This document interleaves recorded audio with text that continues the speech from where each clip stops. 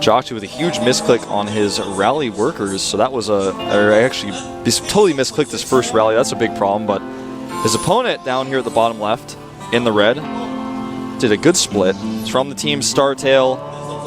His ideas. Startail Bomber.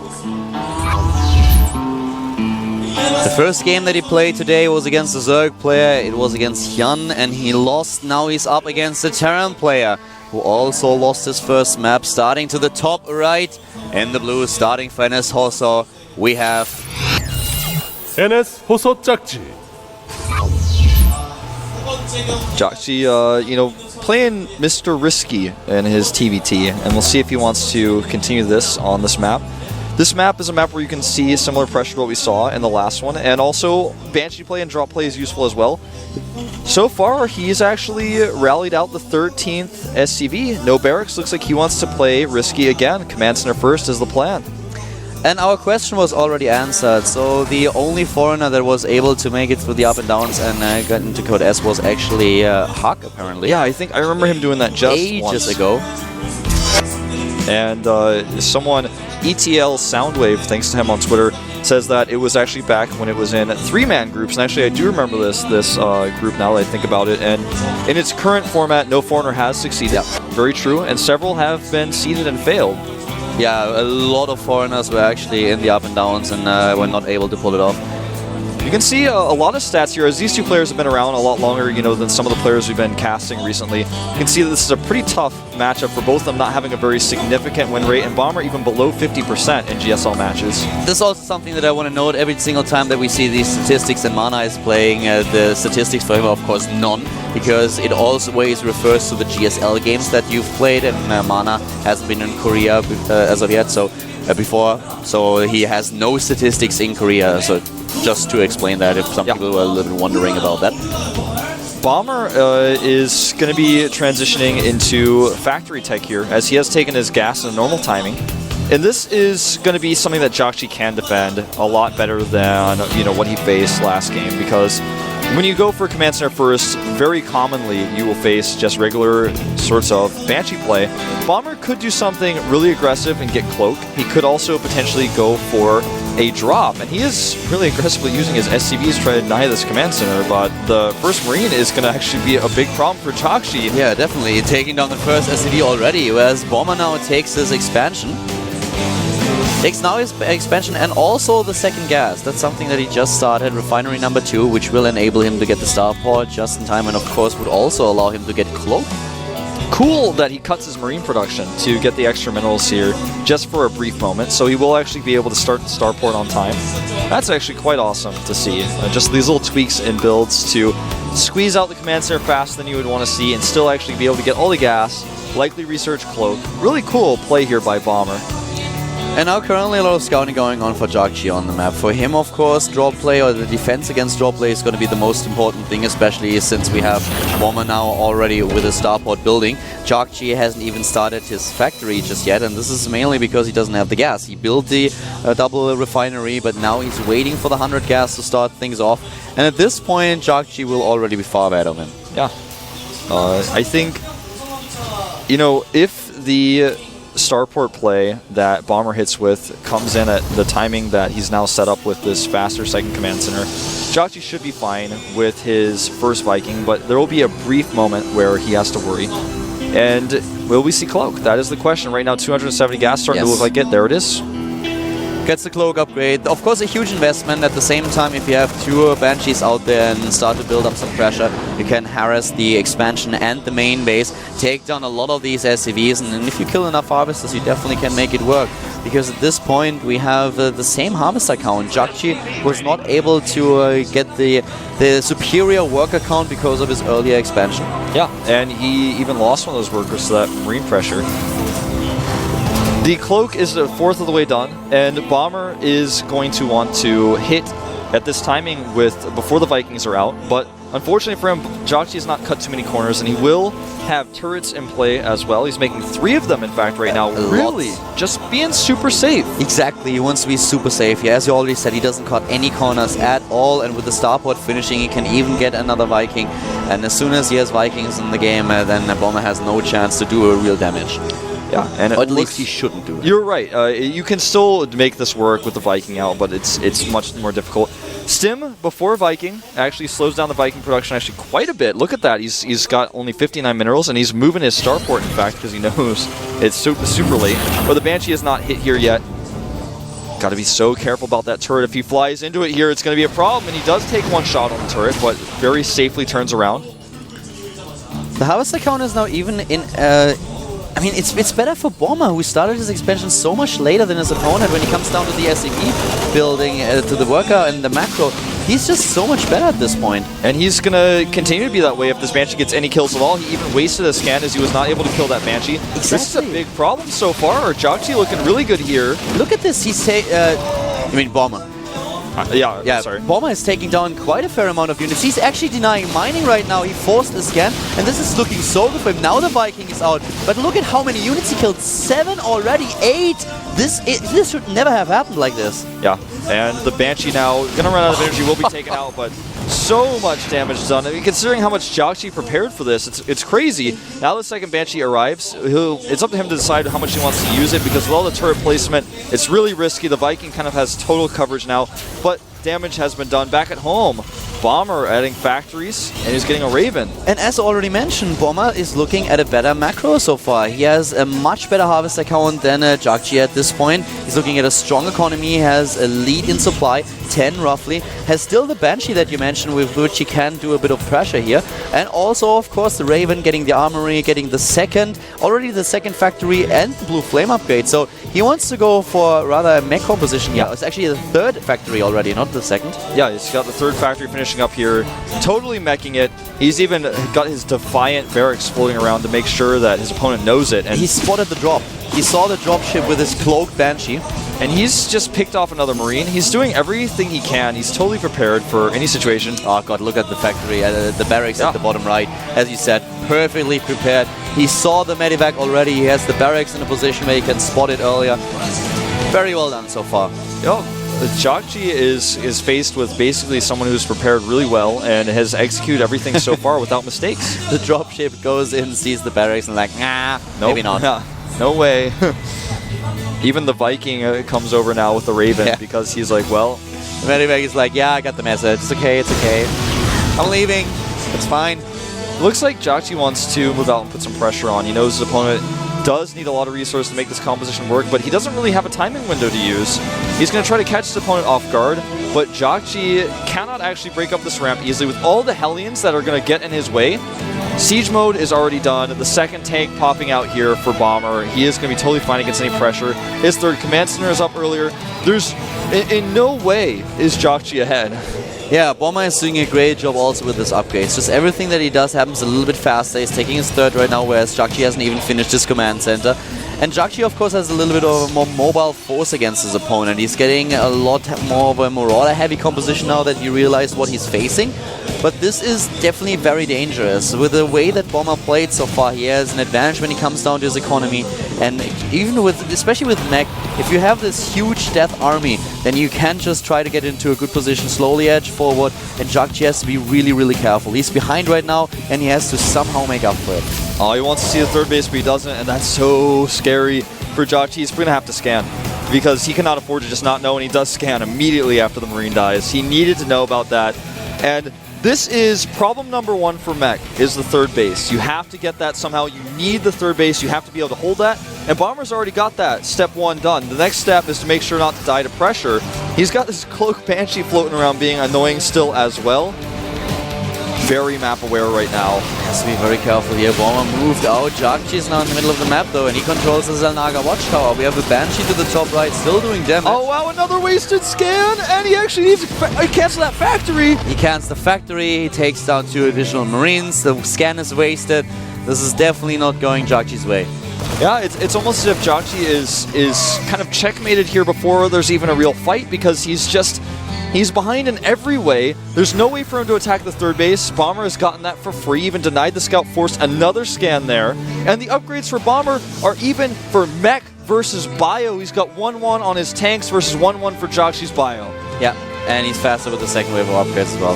This is actually a little bit insane right now. So jjakji has to win a major fight. He has to get into a position where the mech army is not where he can, or Bomber cannot defend. But this is going to be very, very hard. 9 to 6 tanks, the advantage for Bomber here. Taking down the rocks.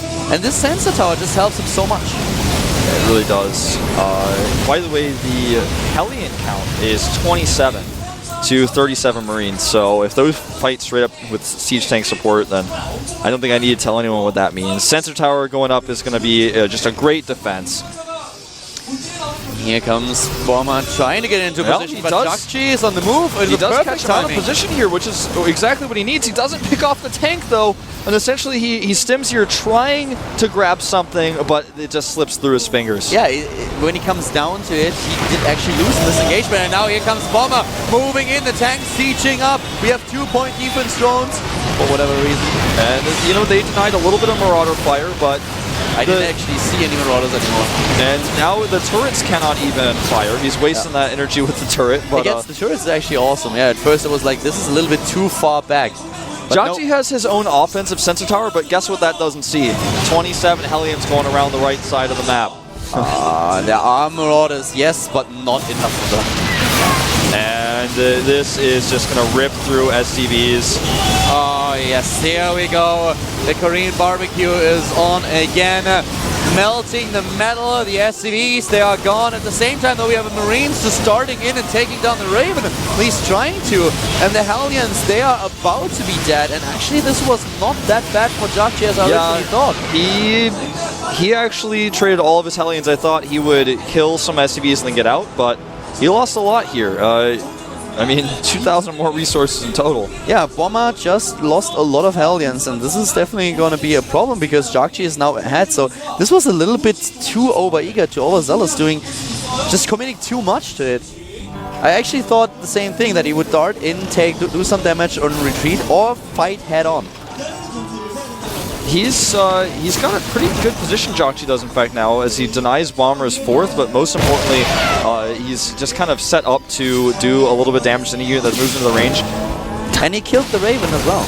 Nice job here by Bomber using that Banshee, but jjakji does not have vision, so his tank line is not as threatening to Bomber as Bomber is to him.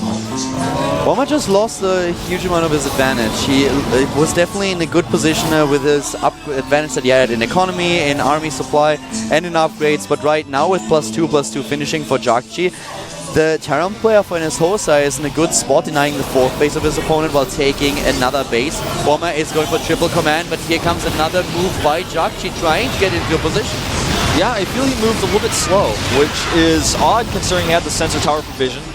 But he's got repairing SCVs on his siege tanks. He's breaking through. jjakji's still ahead in supply, but compositionally he is not where he wants to be. But he's actually making 2 tanks at a time, and he will catch up. He's got enough tanks in his composition to where his Bioforce is not all he's standing on. And now the 3rd base for jjakji is nearly done. He's just waiting for the orbital command upgrade to be completed. With 200 supply, Bomber is looking at a decent bank. He has a lot of command centers that he just started and will get orbitals for the mules and then trade a few SCVs. The army supply, though, is dead even with 133 for both of them. The concern becomes the concern becomes the 18 siege tanks that are about to have +3. That's where you never want to fight that if you can help it. Using a Hellion to actually absorb a tank fire, though, that was pretty cool.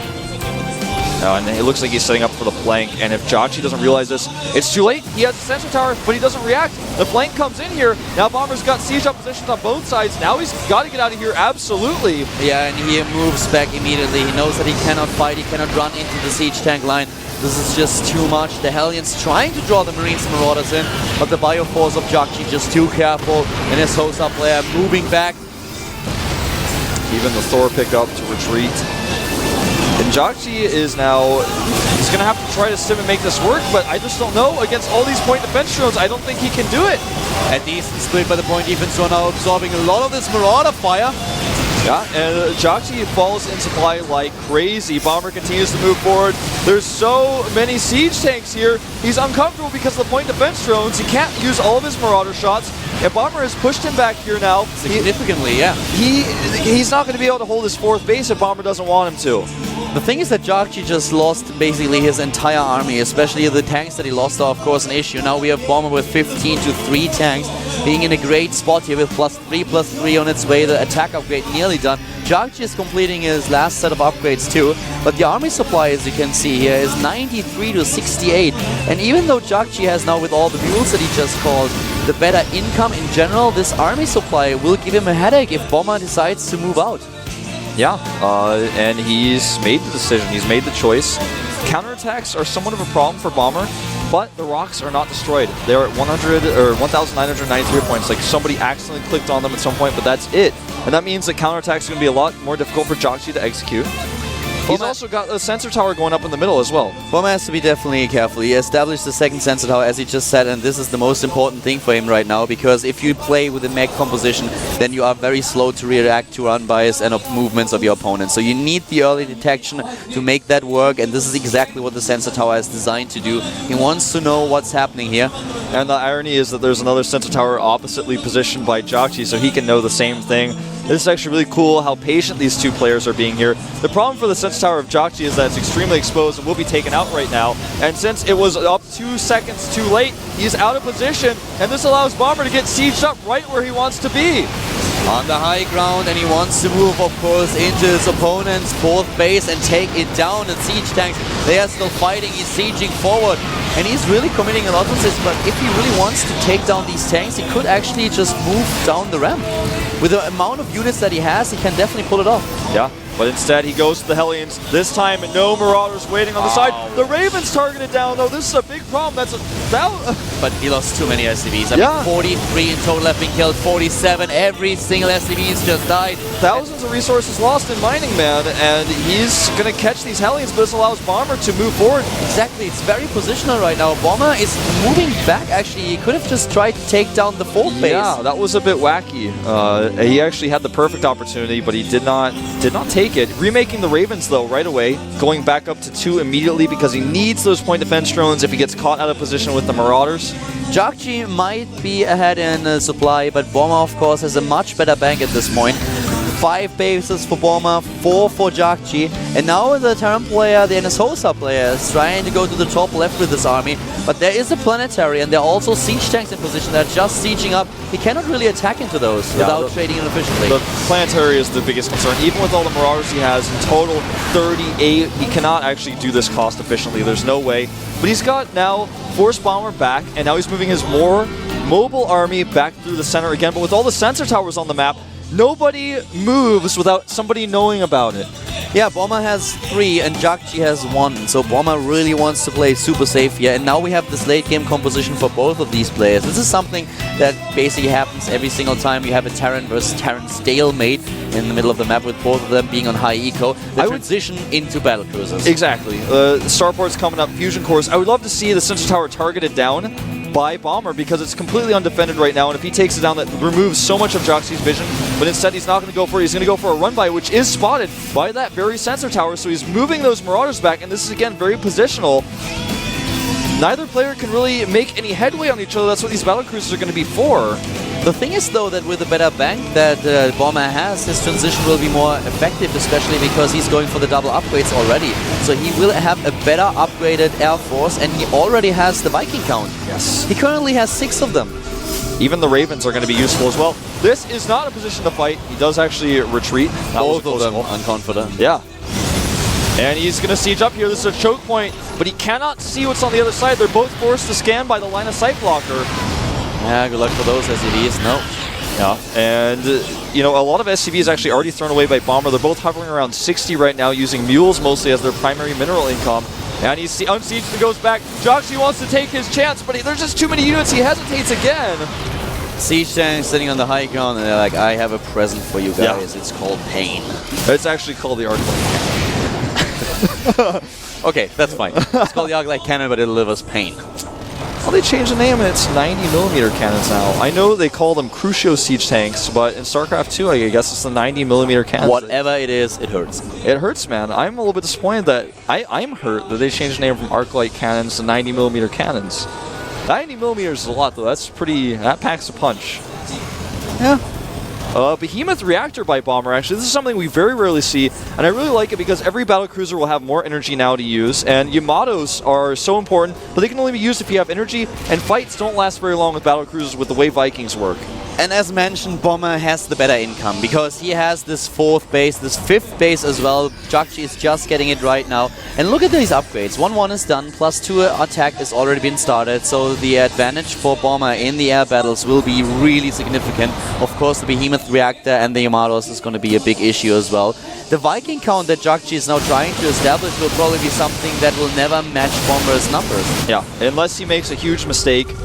And it's just not gonna. He's not gonna allow it. Plus, the Raven count 3-0 right now is a huge thing in Bomber's favor, and he's getting building armor right now. He's just got money to burn, and he's burning it. That is the operation. There they are already. For a second, I thought that we had the audio of the game for a second, and then I realized it was you. No. Well, another I could command try center. my Arnold Schwarzenegger impersonation, but no, that's not gonna work. Well, I would be up for hearing it. No. No, I think let's forget about that.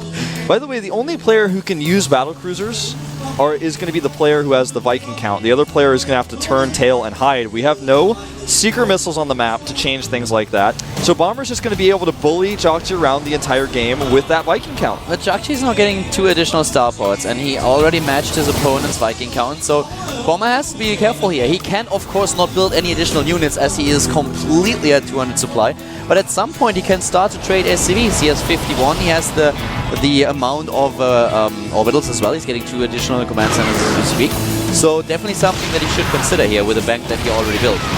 A small siege tank force here for jjakji, which I really like because it's pulled Bomber back. Now he's trying to use his Bioforce. Very positional here. Forces the cancel on the sensor tower as well. Just being very aggressive with the army composition that he has, knowing that he's behind in a few ways, so he really needs to put the heat on. But Bomber is not falling apart. 7 Vikings in production for jjakji, which will put him up to a total of now 14, which is actually much more than Bomber. Bomber had the Viking count advantage, but made a ton of siege tanks still on top of that, and so now he's maxed and he can't get the better Viking composition anymore. It's pretty interesting that that jjakji is now actually getting the Ghost Academy. He wants to actually use EMPs against the battlecruiser currently. And also nukes are going to be quite useful in a situation like this as well. He rips through these siege tanks. Bomber's out of position. He's going to take out the planetary, and it actually frees up supply for jjakji as well, which he can put more into Vikings. And here we go, the Vikings taking down those medivacs immediately, trying to snipe the Ravens, not able to do it.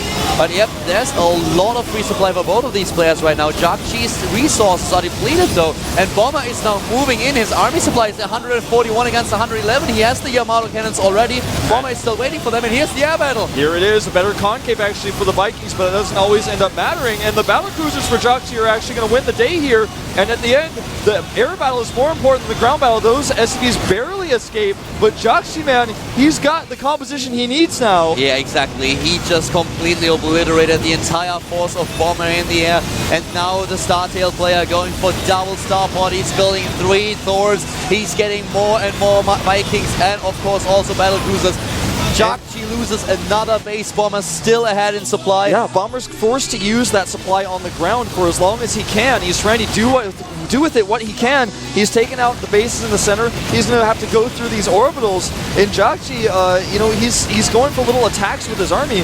Where did that army end up going? Okay, a lot of it ended up dying. He ran into some siege tanks, but jjakji has the air position. He does not have money though, so if Bomber just rebuilds those Vikings and takes the air position again, he's going to be able to continue to make units. jjakji cannot. He's lost too many bases now. His income was low before, but now it's really low. More important is that he does not really have a lot of mining. The 3rd base is the last base that actually has mineral patches. He needs to reposition a few of his orbitals. Yeah. And Bomber, look at his building. He's at his production. 6 Vikings right now. His Viking count at this point is already 10, so he will have 16 to 19. But he has the Thors in addition. Yeah, Thors, and with a few more production cycles, Bomber is now making 9 Vikings at a time. He's going to be able to catch up here. Bomber is looking at a great position now. Not only is he ahead in overall supply, he has the better income. Very good income, especially with all the mules that he just called down. We have 13 mules for Bomber. Yamato. He's building 9 Vikings at a time, and just look at this air army. As soon as they clash, he will be in a great position. The upgrade advantage also for Bomber. He is on +2/+2, whereas jjakji only has +2 attack. Yeah, the curtain is closing on jjakji right now. He has very few options. He has orbitals that he cannot move freely because of the Viking problem. He's got a base at the bottom right. He does not have any SCVs there. His SCV count itself is actually down all the way at 20. He's just not able to build the bank that Bomber has used to take this air control away from him. And all it's going to take is one fight, and Bomber will take this game. Army is insane. 25 Vikings against 19, 4 battle cruisers against 3, +2/+2 against only +2 attack, and the 3 Thors with the area effect damage against the clustered up Vikings. If jjakji wins this game, or wins the next fight, I have to change my nickname. What are you going to change it to? I don't know. Any suggestions? Wrong? And then I joined Incredible Miracle. I'm wrong. Yeah, then I think I have to change my nickname to wrong. But, well, jjakji is getting Secret Missile and a few Ravens. Those are something that he can cost-efficiently try to turn the tide with. But, No. No turning of tides here. I just put my nickname on the line. You did, man. And, I don't know, wrong is pretty unoriginal for you, I think. Well, we'll see. jjakji is really trying to make you switch it. He's actually outmaneuvered Bomber here and is in a good position with his ground army. This is a big concern of Bomber, but he still has the bank. I talked about the air battle, okay? I think you said game, man. I did? I think I so, can't remember that. I think you guys should tweet at Kaldor and tell him how if jjakji actually gets in the perfect position, things will be good. But he's not going to have Seeker here, and Bomber forced the engagement. Even though he lost one of his command centers, he still has the bank, so it's not an immediate problem for him. He's got 3/3 finishing up for his air units. This is, of course, way ahead of jjakji, who only has +2 and 0 for plating. The army supply are actually exactly the same. I don't like this. Well, Bomber still has an advantage. Yeah, he does. +3/+3. Armor upgrade is going to be important, of course, also against the Seeker missiles right now. Tossing some SCVs to free up a little bit more supply to further that lead, using the money that jjakji does not have. He has a great bank here as well, with 3,000 minerals, 1,500 gas, looking good here. The SCVs are, of course, now gone. jjakji's doing him the favor of freeing up supply. It's ironic that we're at this point in the game with all these orbitals, both players under 400 minerals per minute income. And neither player is losing anything because they're too scared to fight each other. jjakji has now the Raven count. He has 5 Ravens, he has the Seeker missiles, 8 additional Vikings are now being built. What Bomber tries to do here is to take down the air army of his opponent as fast as possible and then rely on the battle cruisers. This is tense. This is tense, yeah. Too tense. Anything can happen. I don't like it. The Bomber is not... the Bomber is about to drop the bomb, but if the Bomber dies, man, no bomb gets dropped. If jjakji kills him in this fight, then Bomber cannot... He's not going to be able to remax fast enough. Here we go! Secret missiles, where are they?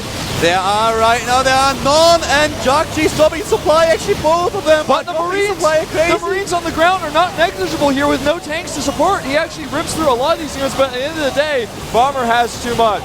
Bomber has too much. 12 Marines left, 11 of them left. Where are... He needs to land the Vikings, but there's so many Marauders on the ground. He takes out a battle cruiser with Marines. He needs to kill the Marines. He needs to kill them fast, please. Yes, he takes down the Marines. jjakji at 62 supply, and Bomber rebuilds. He is camping on the starports. He has the bank, and he rebuilds his army. He's getting blue flame Hellions right now. And as you already said, he is just completely taking down the starport. Is making sure that there are no additional units. Siege is up in his main base. A run-by will not be successful. Yeah. And I am actually right. You are right. Not wrong. Not wrong. I would even go as far as say that you are correct in your statements. Bomber, he's set up the defenses that are necessary here. He's even got building armor on his planetary, so jjakji can't attack this. I don't even know why he's trying to fight this location. There's no mining at this planetary. I think even he knows that there's not much he can do in this position. Yeah, right now he is half the supply of Bomber. jjakji is looking at a position that is nearly unwinnable. He's trying to reposition his orbital, but that's not going to happen with all these Vikings around. He is going to lose it. He already did. And now he doesn't have any income. He cannot produce any additional units. We have him at 48 army supply against 113. The bio units and the few tanks that he has, that's all that's left for the NS Holstar player. Bomber is going to take this game and will therefore be on a 1-1 record in this up and down group. Yep. jjakji will not be able to say the same after this. GG. The game is over, and jjakji is looking at 2 losses. Bomber is one happy panda after he was able to tie his score in the group.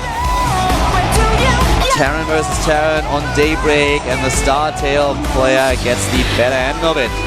Yeah. And the group dynamic is shifted now. Mana's still with a better record out of everyone else. Yeah. And he is not going to be playing next. The next map is Hyun versus Keen. And right now, everyone in this group except for Mana and jjakji has 1 win and 1 loss. Mana has 2 wins and jjakji 2 losses. So right now, Hyun is facing Keen, and both of them are looking at a 1-1 record. Both of them losing to Mana. Mana is, yeah, he's been basically their murderer. And Toon Valley is going to be the map, and now we are going to find out who will take basically the 2nd position in the group. That's what's on the line right now. Who is taking a 2nd win? Whoever wins here has a pretty good position in the group already. That's very important, not only to Hyun, but also, of course, to Keen. And yeah, that's it's already starting to be really interesting how this group is going to turn out. And of course, what's even more important is how Mana is going to do against Bomber later on, because that will already determine a lot. If Mana takes the win, he's basically guaranteed to get out of the group. And that would also, of course, affect all the other matchups, because we are likely to end up in a situation where we have a tie. Yeah, very true. Hyun in his game earlier on, of course, against Bomber looked great. He had all the map control with his lings.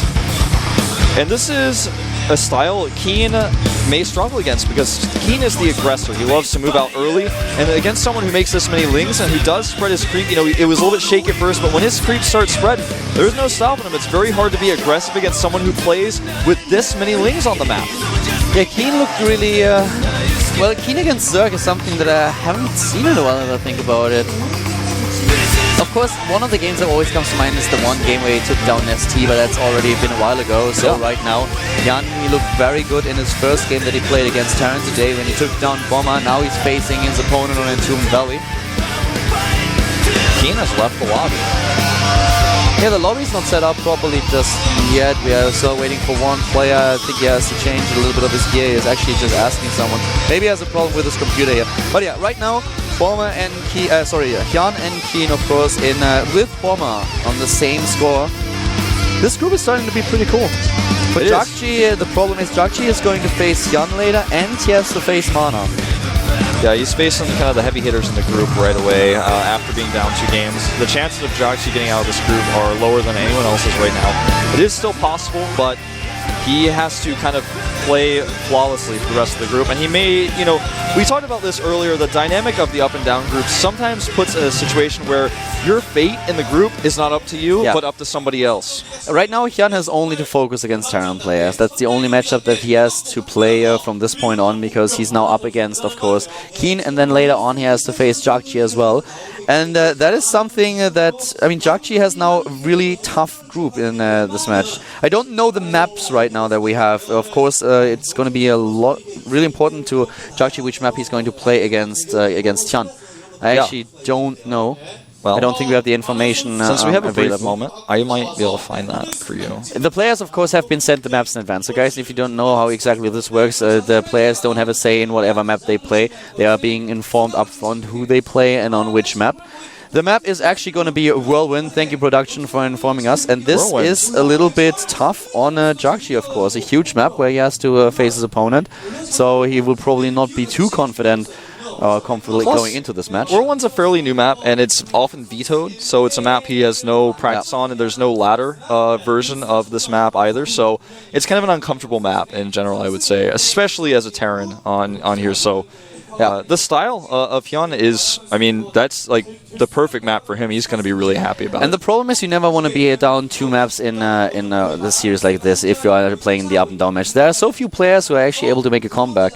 Of course, Squiddle against MVP in the GSL Code S finals comes to mind, but that's something that only really rarely happens. If you are down like this, it plays a lot of tricks on you. Yeah, it certainly does. And, well, Keen, I think, is having some sort of technical difficulties. Looks like it, He's still not quite able to get back into the lobby. just yet. Oh, he's pending. Oh, accepted. All right, there is invited and joined. I hope that everything is working out fine for him, of course. We have the 4 booths here, so while 2 players are playing, the other ones can prepare for the matches. This is what we've seen the entire time, but there apparently something was wrong. It's fixed now. The countdown just started. And Toon Valley is the map. This is the up and downs at the GSL, and we are now watching Hyun against Teen, Zerg versus Terran, brought to you by Colin.